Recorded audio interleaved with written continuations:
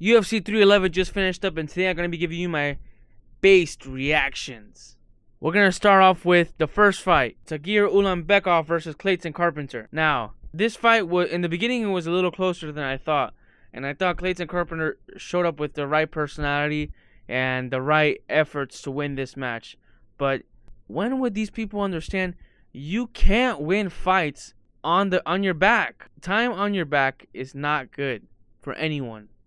So unless you're Damian Maia or you're prime Charles Oliveira, which you can actually go and sweep people, you're never going to win a round off your back.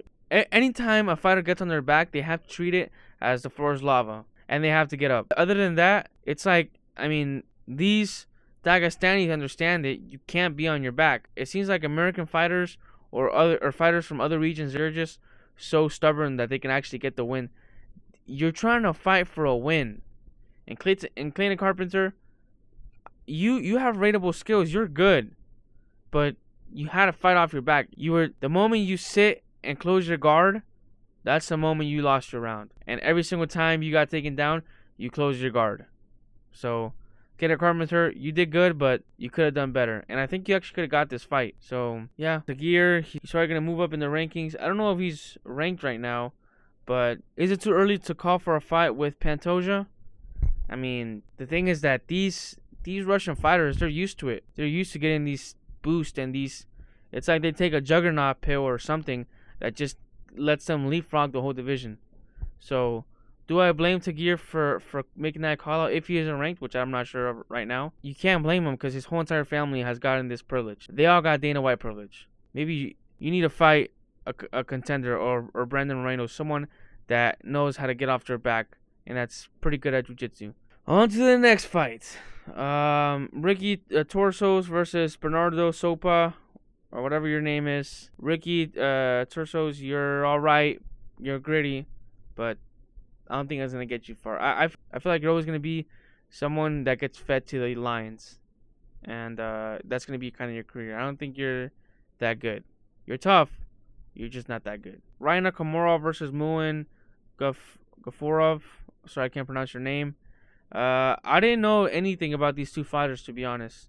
And it seemed like there was a lot of hype on Rinya Nakamura. He was a negative 650 favorite. And he couldn't land any takedowns. The commentators were saying that supposedly he was a specialist at wrestling, and but he couldn't land anything. And once he saw that he couldn't do any good takedowns, and he wasn't better on the feet, it was just really downhill from there. And I think Nakamura lost all of his momentum. Rosa versus Perez. Rosa, you had a close fight in your last fight in the UFC Noche. I forgot what the girl's name is. I'm not good with names. But, yeah, Aline Perez, she looked like she's a serious contender for this weight class. So, yeah, I'm not going to spend too much time on this fight. It's a female fight. I like the way she twerked. I'm not going to lie. That's always that's always the best part about seeing these type of fights, if you know what I mean. But, yeah, on to the next fight. Grant Dawson versus Diego Ferreira. I predicted this fight. I predicted Diego Ferreira was going to get the win. And I knew this was a possibility. There was two things about this fight. One is that Grant Dawson is a really good wrestler, and he knows how to control people on the ground. And seeing what Diego Ferreira did to his last opponent, Rebecca, his ability to get off on the ground was another level. And I was really impressed. I don't know if this goes down to Grant Dawson's skills or Diego Ferreira's age. Diego Ferreira is 39 years old. You never know what to expect when a fighter at that age steps on the octagon. But Grant Dawson looked good. I'm always going to be suspicious of him just because the way how he got knocked out against Bobby Green. But his ground game is good. And he's a little sloppy on the feet, but if you could hold down Diego Ferreira no matter at what age, that's impressive. So I was impressed with Grant Dawson. I think the Benio Dariush call out was appropriate, and he's probably going to get it. But Benio Dariush is also really good off the ground. He was able to outscramble Gamrot. So both of these fighters seem to be a little chinny, although Grant Dawson only got knocked out once, but Benio Dariush knocked down Gamrot. So you could tell he has some power in his hands. Well, I look forward to that fight. But yeah, I think Grant Dawson was one of the most impressive fighters from tonight's card. Moving on to the next fight, Bogdan Guskov versus Billy Elenkana, whatever your name is. Not good with reading names, but for whatever reason, Guskov was the underdog, which I did not understand how a person that just filled in at the last minute could be the favorite. Billy was the favorite, and I gave him no chance. I mean, I knew after in the first round it looked competitive, but once you grapple like that at that weight, if you're over 185, you should not take short notice fights unless you have really good knockout power. But if your plan is to wrestle, you should never take any short notice fights, no matter what weight class. So, Guskov, yeah, I'm not gonna spend too much time in this fight. You did well, but on to the next fight. Zachary Reese versus I'm gonna skip this fight. I'm gonna skip to Peyton Talbot versus Ryan Barcelos. Peyton Talbot. What the hell was that? This just shows that if you're a UFC fighter, you should not focus on YouTube or anything else. Peyton Talbot, you were a minus 1200 favorite, and you got dogged on. This was not close. I believe it was 30-20. Two refs said it was 30-27. One ref said it was 30-26. Peyton Talbot, you should be ashamed of yourself. This was a mockery. You had so much skills coming up, and you said that, I don't know if I'm correct, but I saw that Laura Sanko said that you don't like being compared to Sean O'Malley because you don't think your ground game is that bad. Something like that. It was along that line. But Sean O'Malley doesn't have to worry about getting taken down because he has arguably the best footwork in the UFC. So we have to reevaluate your skills, because from now on, every single fighter is going to take you down. And I don't know if you're going to get another chance like this. I mean, this was your opportunity. So most likely, you're going to get taken down. I see this being possibly another Adrian Yanez situation. There was so much hype on a fighter, but he starts going down to the Apex prelims. Peyton Talbot, that was horrible. And Barcelos, yeah, I mean, you got the job done. He looked like a 40-year-old beating on a kid, but Peyton Talbot, you were focusing on other things, and you only had one job. And you're not active enough. So, you fully deserve this. You're trash. And honestly, you got exposed. You're on the fraud watch list. Kevin Holland versus Renier de Ritter. I put money on Kevin Holland, and I wasn't too aware of Renier de Ritter, but everyone kept on saying how good he was on the ground.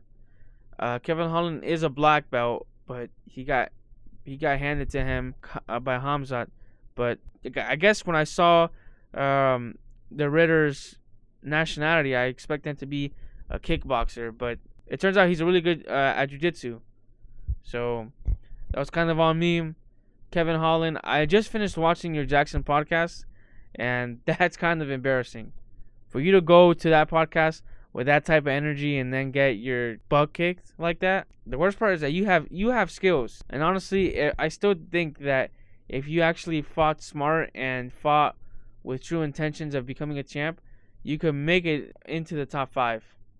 But you said in the Jackson podcast, that's not what you want to do, and you don't want to be that famous. You can't argue with someone that doesn't want to be famous, and they know that if they don't want to be famous, then they shouldn't be champ. So he has no intentions of being champ because of the fame. You can't argue with Kevin Holland, and he's always going to be ranked outside of the top 15. So he's going to be another Cowboy Cerrone situation. Jonathan Almeida versus Sergey Spivak. I wasn't too interested into this fight. I thought this is kind of a filler fight, to be honest. The heavyweight, especially in the lower ranks of heavyweights, don't really interest me. But Jonathan Almeida won. Spivak was coming off a good little run, but once you take down heavyweights, they have no skills. Heavyweights have no ground game, unless you're Jonathan Almeida. Jiri Prochazka versus Jamal Hill. This fight was impressive. And the person that I'm most impressed of from this fight is Alex Pereira. Jamal Hill and Jiri Prochazka were landing bombs on each other. Bombs. The fact that only Jamal Hill got knocked down was insane. This makes me think also how good was Glover Teixeira's chin, because he was taking those punches. And I know he does like the rope-a-dope type of style, and that kind of lets him absorb a little bit more of these punches better, or I should say, not absorb these punches. But I mean, both of these fighters were. This was a great fight, and I respect Jamal Hill for putting it all on the line. And honestly, I was rooting for him in this fight. It sucks to see that he lost twice in a row now. Hopefully, this doesn't ruin his confidence, but unfortunately, I think the loser of this fight is never going to be in a title fight again. I predicted the loser of this fight was on their way down to the division. Now, I think there's a big gap that's being created in the light heavyweight division, but Jamal Hill, I hope you bounce back. Jiri Prochazka, I don't know what you did with your chin. I don't know if it was witchcraft or something, but you were able to take a punch, and you have pretty good stand-up. You don't deserve another fight against Alex Pereira. In fact, the Alex Pereira fight already got announced with Ankalaev, and I think that's going to be the end of Alex Pereira. So, unless you want to fight him for a title eliminator after his fight with Ankalaev, I think you should probably fight someone else. Who that is in the division, I'm not sure. I have to look at the rankings. Let me look at the rankings. I think you should probably fight either Jan Blachowicz or Carlos Uberg or Khalil Rountree. So one of those three opponents are probably the good matchup for you. Same goes with Jamal Hill. I think Jamal Hill should probably go and try to fight Khalil Rountree again. And winner of that puts him right back in title discussions. I think Jamal Hill will need at least 2 wins to get back into the title discussion. Well. It looks like now I predicted that if there was any fight that was gonna be an upset, I thought this fight was gonna be an upset. Merab is a beast. He could be considered the GOAT of the 135-pound division. His resume is something else, and not just his resume of his past champions. He cracked the code of a Dagestani. He cracked the Dagestani code. No one has been able to do that in the top level. Obviously, some Dagestanis have got losses, and I think even like the first fighter, even Tagir Ulanbekov has lost before, but not in the top level. Once they hit the top of these rankings in the UFC weight divisions, it seems like they take EPO or something, or their hard strength starts to kick in. But these fighters perform at an elite level, and I suspected that Merab could be the one that cracks this code. And it's funny because Khabib was talking about, people from Dagestan are the best athletes in the world. Well, now there's 2 fighters from Georgia that can be considered the GOAT of their division. I know it's a little early for Ilia Topuria, but he just beat 2 of the top 3 GOATs. And the other GOAT from that division went down and fought Merab, and Merab beat him. We have to start giving Georgia some respect. Merab, I hope you get all the respect that you're looking for, because thank you, someone has beaten these Dagestanis. These people are, as much as Khabib wants to talk about, being humble. You guys count off everyone. You guys give no respect to anyone's skills. Why should anyone be humble to you when you show no respect to anyone else? Thank you, Merab. You're the GOAT. I don't want to hear this BS excuse from Umar saying, my hand broke. No. You lost in your own game. You couldn't take someone down, and then the pace of backing up was too much for you. You kept on backing up, you got tired, and then Merab's game plan worked. So get over it. Go fight the number 5 contender. Go fight the number 6 contender, because you skipped everyone. You only fought one contender, and you fought for the title. No wonder your little cousin is trying to fight the champion already after not fighting a ranked opponent. Looks like Khabib isn't all that great. Now, unfortunately, we have to finish off with praising Khabib, which is Islam versus Renato Moicano. I knew Renato Moicano stood no chance. He was getting out wrestled by RDA. He dropped Islam, which was impressive, but this just shows Islam is human, and Islam can win. Islam can lose. It's possible to crack this Islam code, because his chin is a little shaky, but Renato Moicano stood no chance. This was never going to be close. Renato Moicano, I think, all praise to you for taking this fight and preparing yourself to potentially fighting for this, because you made weight at 155, or you were already expected to make weight. Yeah, Islam's just too good. Hopefully Arman could fight soon. I mean, I think Ramadan's coming up, so if you want to see Islam fight again, you're probably gonna have to wait till June or July or September, because they always have to have a September card over there in the Middle East. The fight card overall was good, but I was a little disappointed. The Merab fight was great though. Shout out to Merab, you're the GOAT. Pumpkin Pigs out.